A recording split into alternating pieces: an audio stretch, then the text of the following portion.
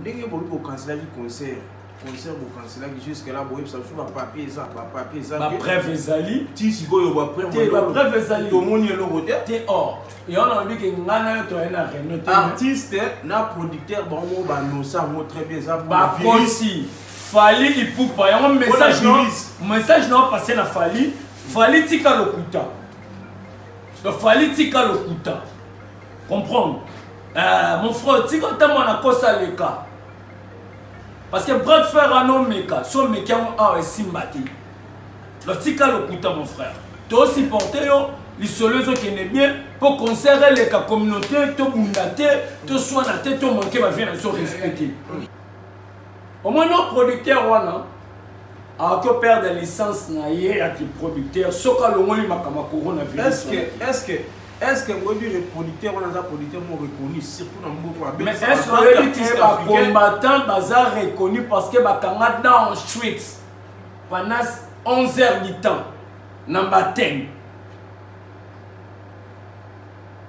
on a kala combat lelo soi-disant vous asseyez ensemble tout le temps va comme le va venir na biso bakabangu banani selon bango combat toza ensemble mais toza na ba tendance différent ya ba politiciens bango ba lobby ba été combat na bino combat au moni ngana kabangu toza na pe na position moko ya IDPS musique ezonga na peace musique ezongi mais ezalate que ça la bras de fer on a ba combattant donc Coco Kabane a confirmé la droit na biso musique ici zongi mais le mec a joué na Bercy mais quand même on dit ndou les zongi mais ils ont la discipline ils ont atteint un désordre parce que comment na biso na expliquer ba to za ka pour la musicien na lobby sur idéologie mais rien lobby ça qui to chapé te faire comprendre papa va faire comprendre ba jeune que comment to combat bana ndeni to pesa ki bande ndenge nini peke musali boyikolongwa comment be procédure ya kolongola mbanga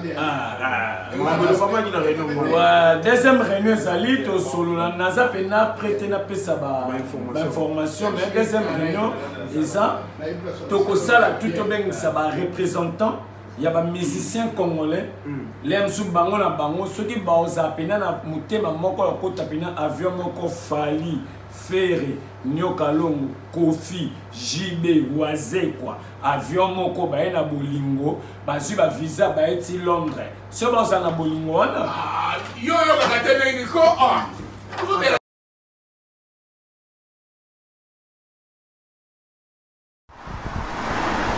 Patrick Madika, Real to Talk.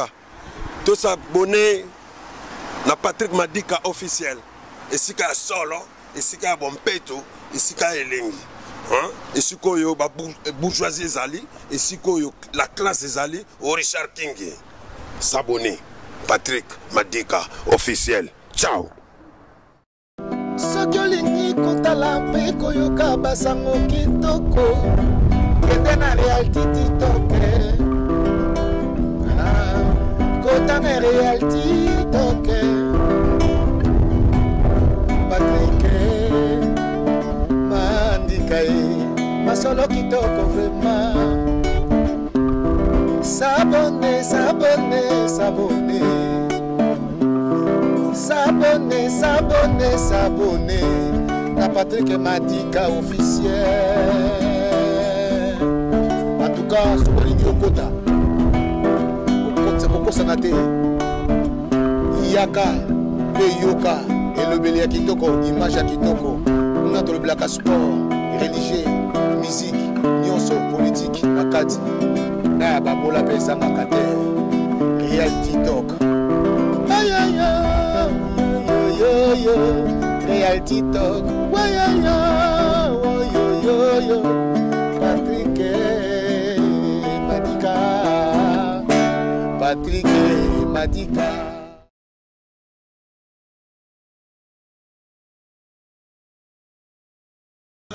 Merci, na balandido sur Patrick Madika officiel et ma bonne week-end, ma bonne dimanche à tous. Le lot on a Coco Kabane. Moi dans tout comme combattant quelque part après dans Londres je vais attendre artiste bonne santé bonne activité Ouais, santé bien, activité tout ça normal. Tout se préparer par concert ou tout, mais oh, tu bêtes, tant que vous êtes artiste et combattant. L'activité là, on est sur un direct. Donc, vous préparez par concert. Bino beta, on dit bande on va fali va beta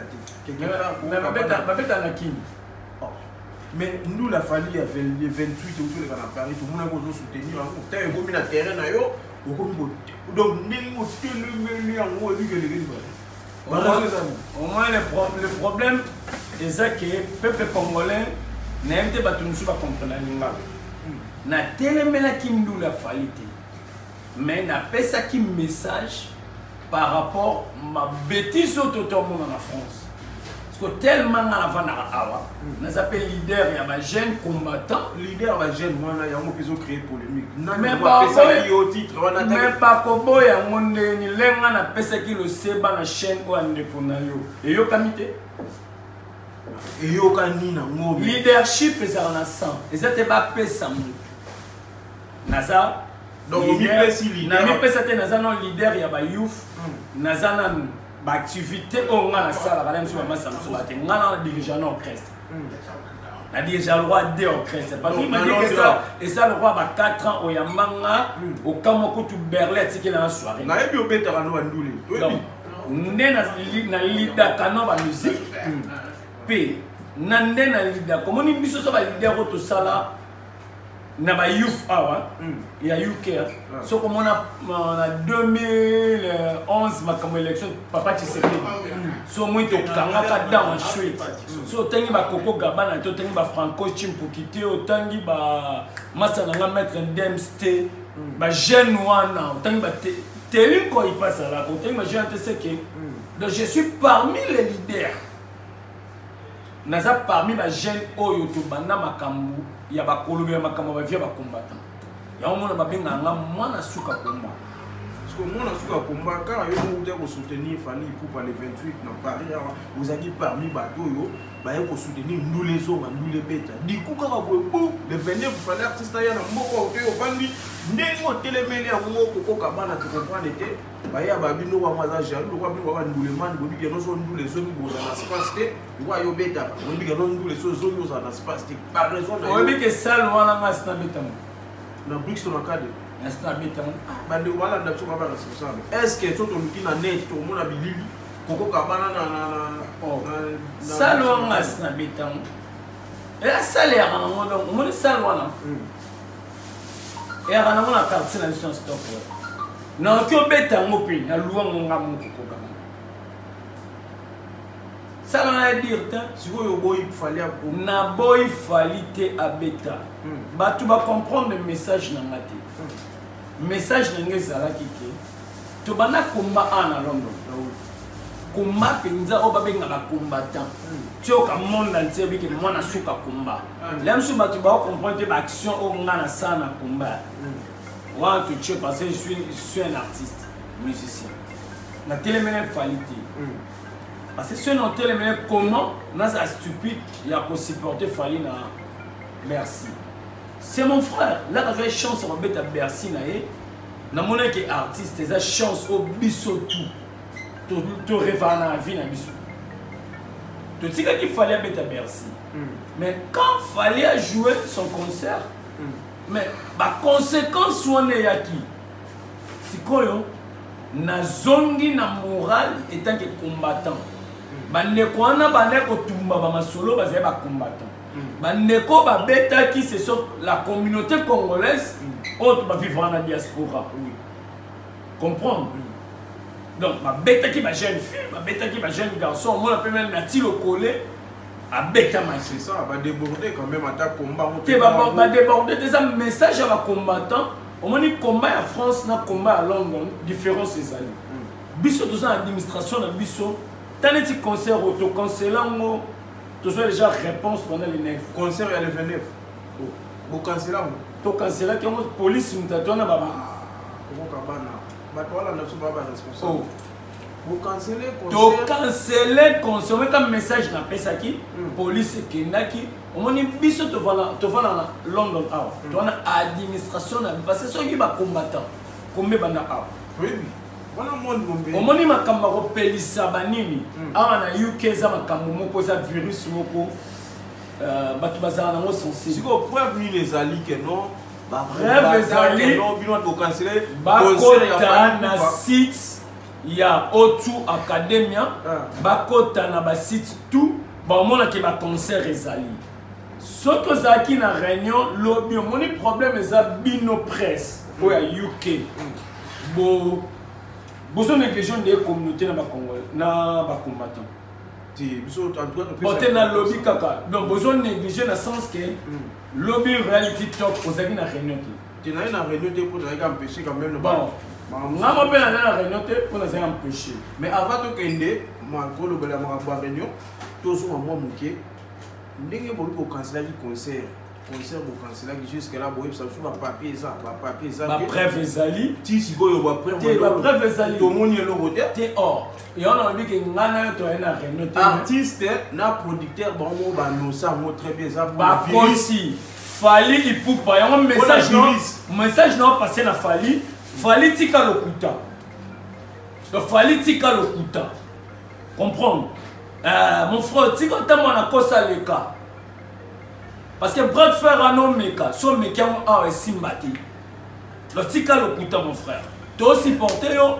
lisolo zo qui n'est bien pour conserver les communautés to bundate to soina te to manquer ba vient so respecter to linga ki peace et les awa parce que awa biso tenu mama to ya ba crime awa eleki to linga ba buzo ba le katene dans la France mais fallait tika lokuta ba canceller concert pour coronavirus te ba canceller concert parce que communauté congolaise to vana tawa to la président na biso en exil tozala ba contrat to signé na police pour to sala to comme ba combattant le président na bino bozana ye président na bon on appelle na congolais la bana Angleterre o tozana président o tozana ye en exil siko ndinga zana ba mususu ba zo reconnaître été parce que ba koki ko reconnaître été attaqué président non ba koki ko reconnaître été parce que congolais a distrait l'air to sala qui élection to annoncer qui moké to sala gouvernement en exil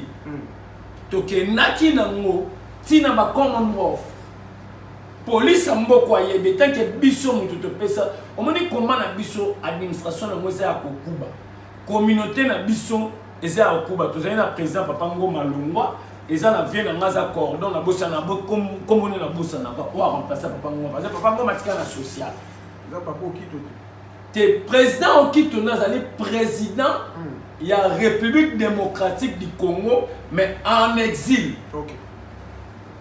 Comprendre? Parce que moi, quand on a mabi, mais n'engage comme on a qui va coutanaki na son excellence Antoine Félix Tshisekedi Chilombo. Oh, je veux soutenir le président. Mais je suis de l'IDPS. Mais on a télémé la même. Au moment où on a télémé, tu vas comprendre que on a télémé des ordres. On a télémé concert à qualité.